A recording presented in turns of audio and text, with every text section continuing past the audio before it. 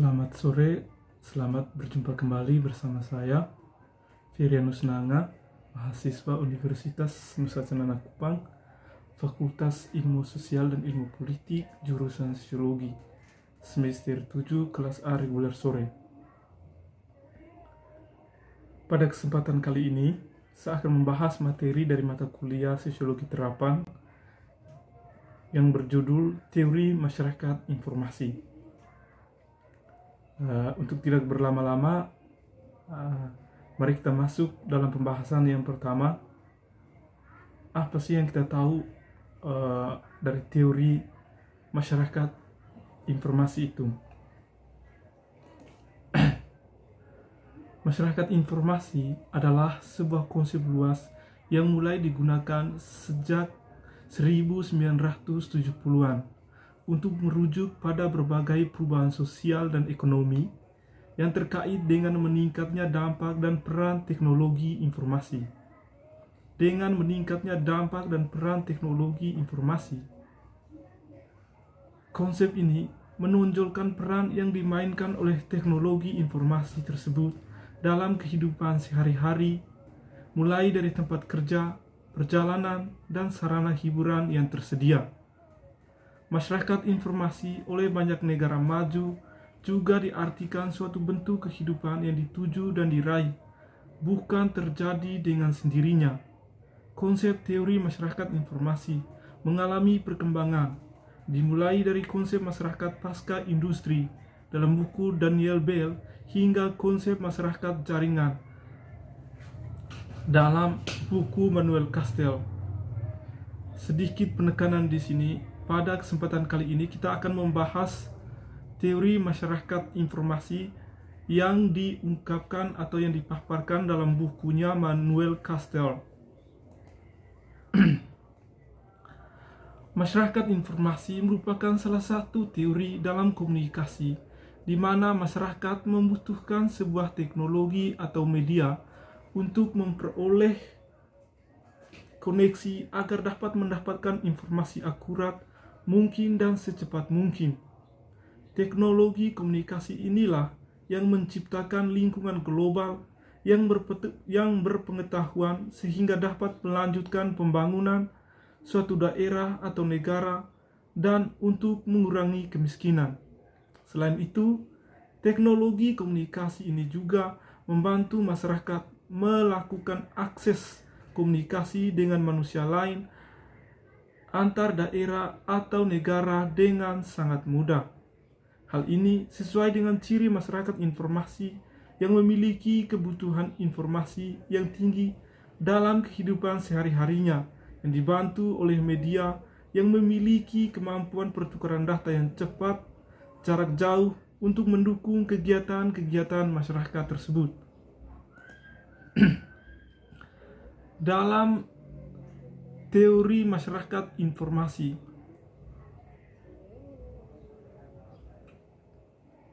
Frank Webster berusaha memahami ledakan informasi, mengambil pandangan skeptis pada apa yang dimaksud pemikir ketika mereka mengacu pada masyarakat informasi, dan secara kritis memeriksa pendekatan utama pasca perang untuk pengembangan informasi. Edisi keempat dari studi klasik ini memperbaharuinya dengan penelitian baru dengan perubahan sosial dan teknologi dari revolusi Twitter di Afrika Utara hingga krisis keuangan yang memperkenalkan resesi terburuk dalam seumur hidup hingga munculnya masalah sosial, media dan blogging, dan menilai kembali pekerjaan para ahli teori kunci dalam kaitannya dengan perubahan ini. Lebih belak-belakan daripada edisi sebelumnya, Webster mendesak pengabaian skenario masyarakat informasi, lebih memilih analisis informatisasi hubungan yang telah lama dibangun, mereka yang mencoba memahami perubahan sosial dan teknologi di era pasca perang. Ini membahas masalah-masalah yang menjadi perhatian utama bagi siswa sosiologi, politik, geografis, komunikasi, ilmu informasi, studi budaya, komputasi, dan perpustakaan. Berikutnya kita akan membahas materi dari teori manusia informasi dalam kajiannya Manuel Castells yang dipopuler dengan sebutan jaringan manusia. Manuel Castells adalah pakar masalah informasi yang menonjol dan telah melakukan selama satu generasi. Triloginya The Information Age, edisi pertama yang muncul antara 1996 dan 1998, menawarkan pemahaman sistematis tentang apa yang dianggap Castells sebagai masyarakat jaringan. Era informasi sering dicetak ulang dan telah diterjemahkan ke dalam lebih dari 20 bahasa. Peninjauan bahkan memberi peringkat Castells di samping pemikiran sosial klasik. Terkesan oleh karakter ensiklopedia studinya dan penggabungannya yang luar biasa antara data empiris dan teori yang berani, banyak yang menganggap Castells sebagai penerus yang cocok untuk Karl Marx, Max Weber, dan Emil Durkheim. Era informasi menyajikan gambaran menyeluruh tentang fitur sosial, ekonomi, dan politik, atau dalam tanda petik dari kapitalisme informasi, dan saya membahasnya di bawah ini. Dalam tahun-tahun berikutnya, Manuel Castells terus mengembangkan analisisnya sebelumnya. Hal ini telah membawanya paling mencolok ke pemeriksaan lebih dekat media dan mediasi secara umum. Dimensi simbolis vital dari masyarakat jaringan yang memiliki peran yang begitu tinggi dalam kehidupan saat ini.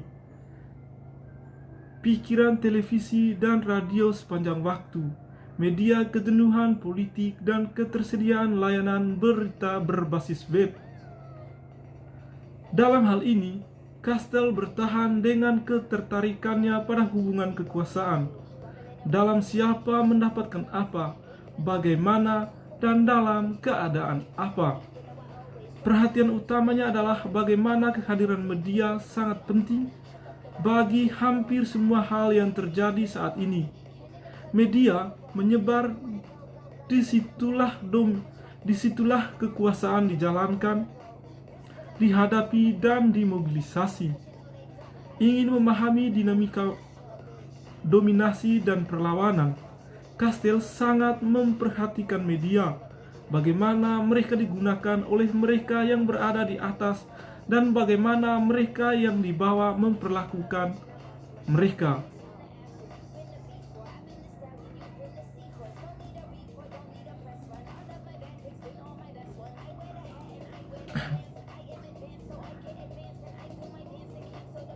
Castells berpendapat bahwa kita sedang mengalami transformasi menuju era informasi yang karakteristik utamanya adalah penyebaran jaringan yang menghubungkan orang, institusi, dan negara.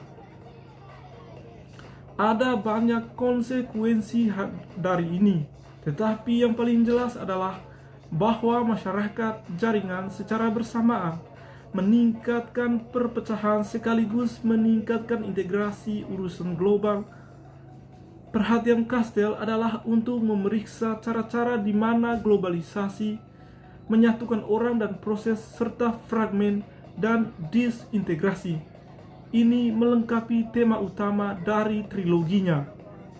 Castells menelusuri akar dari era informasi hingga tahun 1970-an hingga periode krisis kapitalis. Hal ini memicu periode restrukturisasi perusahaan kapitalis karena perusahaan-perusahaan yang terperangkap dalam resesi dan menghadapi persaingan yang lebih tajam daripada sebelumnya mencari sumber-sumber keuntungan. Restrukturisasi ini terjadi bertepatan dengan munculnya apa yang disebut oleh Kastel sebagai model pengembangan informasional, sebuah fenomena yang terkait erat dengan pertumbuhan teknologi informasi komunikasi. Restrukturisasi kapitalisme dengan cara-cara utama adalah masalah mengambil teknologi baru dan mencapai istilah dengan teknologi informasi komunikasi dalam mencari cara baru untuk aktivitas komersial yang sukses, terutama sejak tahun 1970-an.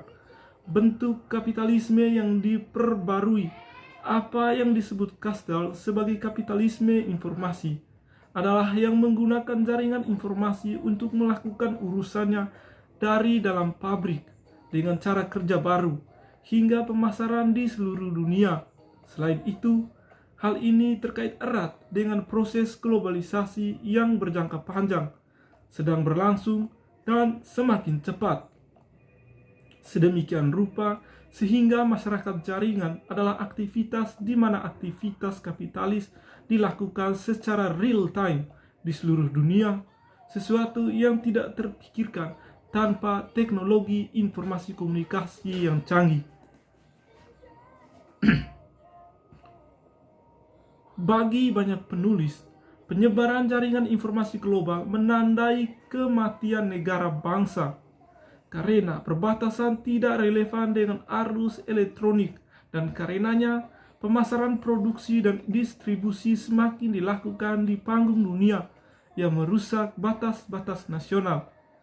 Ada pengakuan atas kecenderungan ini di Kastel, tetapi dia tidak mengatakan bahwa jaringan berarti kematian negara bangsa, terutama dalam arti bahwa pemerintahan nasional mungkin semakin berkurang kepentingannya. Negara bangsa pasti tertarik ke pasar global. Tetapi Kastel menegaskan bahwa perannya tetap penting. Jeff Fly ini karena meskipun integrasi global sedang tren, ada kebutuhan serumpun untuk adaptasi maksimum peserta.